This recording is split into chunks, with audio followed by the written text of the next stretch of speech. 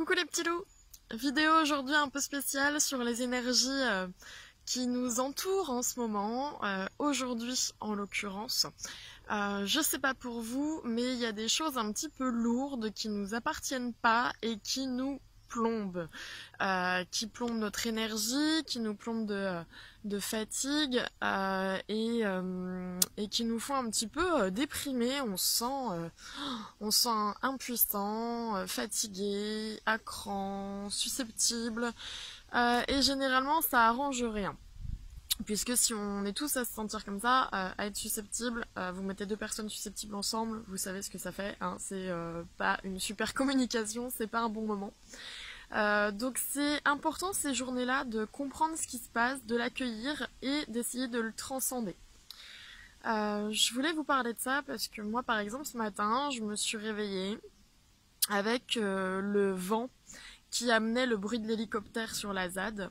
Donc c'était une ambiance un petit peu spéciale d'entendre l'hélicoptère de chez moi, et j'entendais aussi quelques bruits de grenades. Donc c'est toujours particulier hein, en vivant à côté de Nantes de se réveiller avec ces bruits-là. Ça met déjà un décor spécial.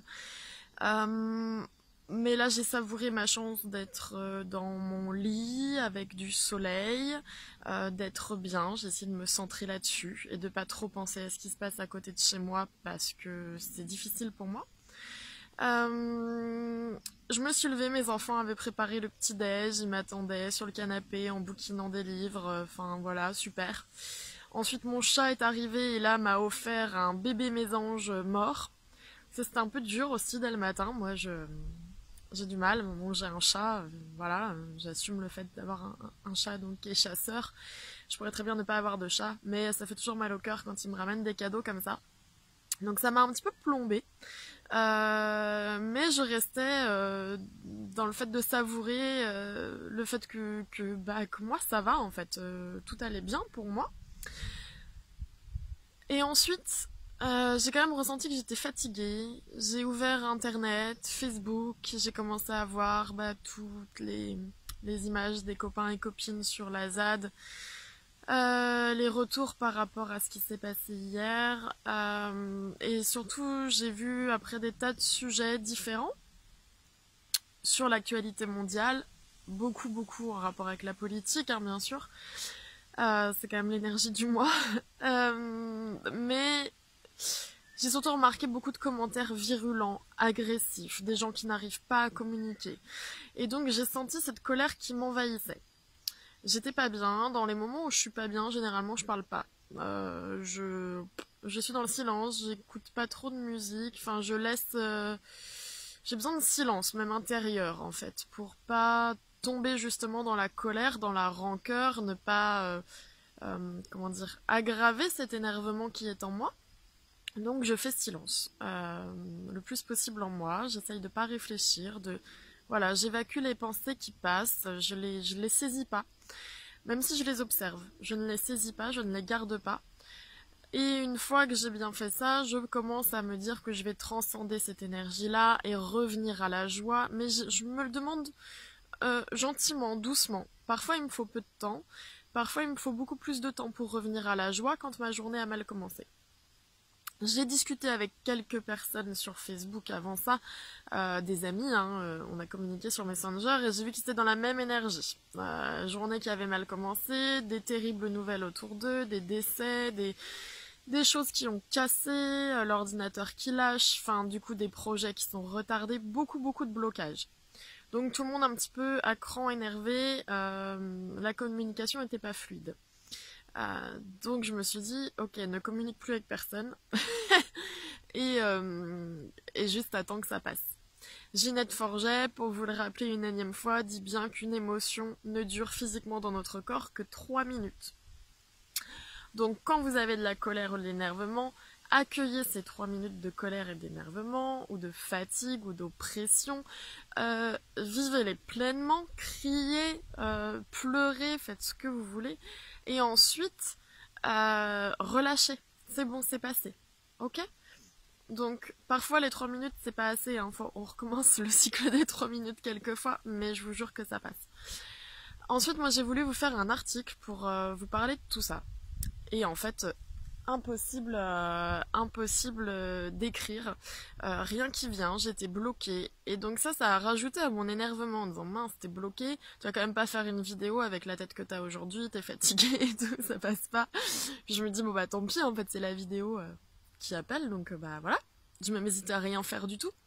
Mais c'est justement là que j'ai pris conscience que la chose qui m'aide, je sais pas pour vous, mais parce qu'en ce moment, avec tout ce qui se passe donc dans le monde, il y a énormément de phrases, de discours sur Facebook et sur Internet qui passent en disant que la paix se cultive en soi, c'est-à-dire de ne pas tomber dans la colère, dans la, oui, dans la dépression, dans le fait d'être en lutte contre et de vraiment de s'apaiser en soi et de se faire la paix. À partir du moment où on fera la paix en nous, il y aura la paix à l'extérieur. C'est tout à fait juste, c'est très très juste.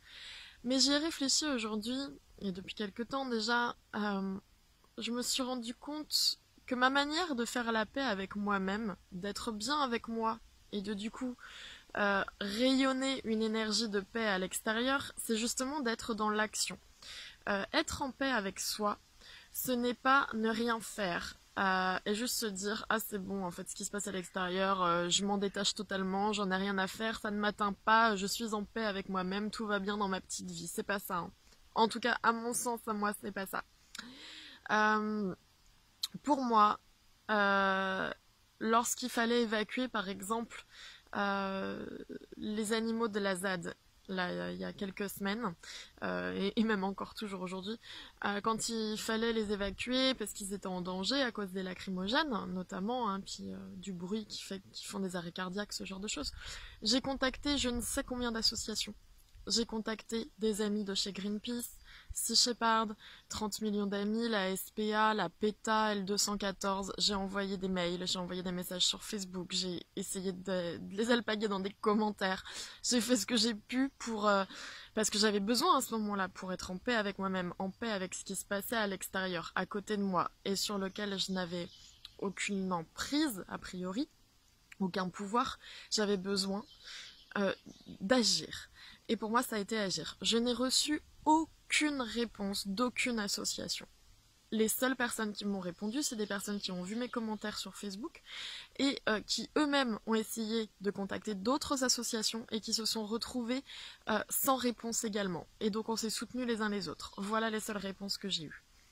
Donc forcément, j'ai eu de la colère quelque part vis-à-vis de ces associations que j'estime pourtant énormément et que j'estime toujours, de n'avoir eu aucune réponse, aucun retour à cet appel à l'aide pour une cause qui normalement est la leur, hein, en tout cas pour laquelle ils prônent.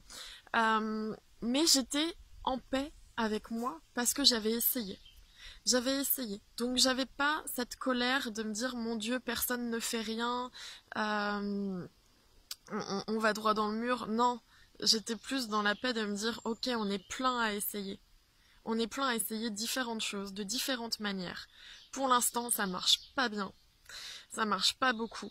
Mais quand même, ça avance. Ça avance parce que quand on voit qu'une idée n'est pas bonne, on en essaye une autre, et encore une autre, et encore une autre, et on avance. Et il y a de plus en plus de gens qui rejoignent, comme les petits colibris qui essayent d'éteindre l'incendie de forêt. Et ça, moi, ça me met en paix. Et je voulais vous parler de ça parce que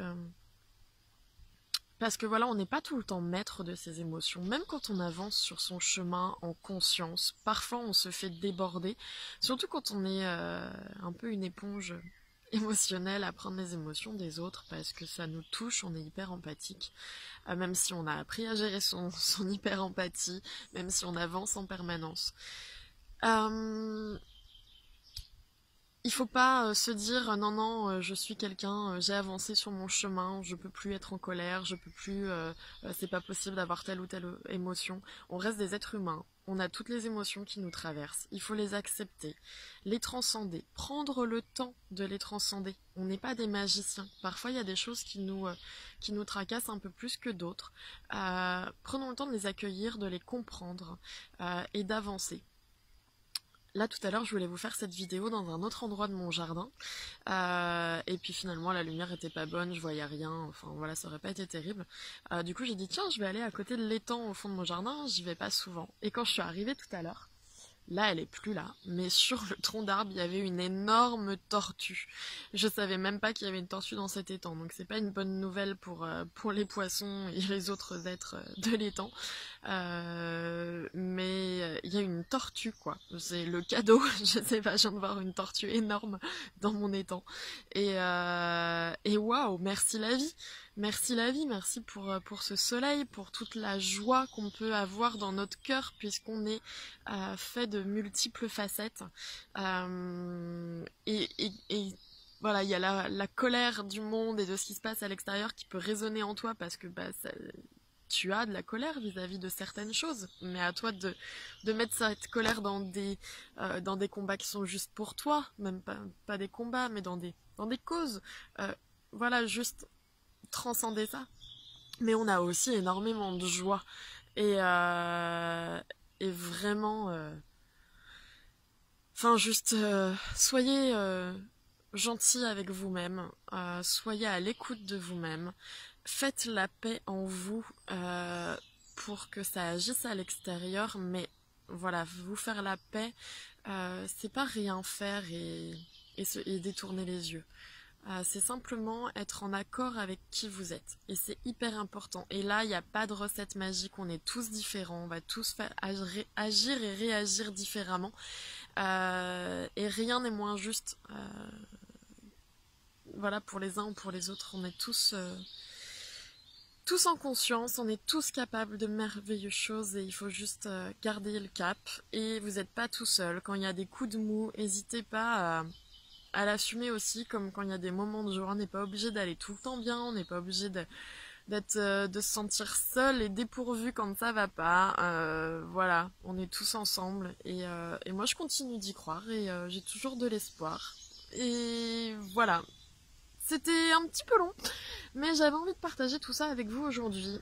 Vous en prendrez ce que vous voulez, vous en ferez ce que vous voulez.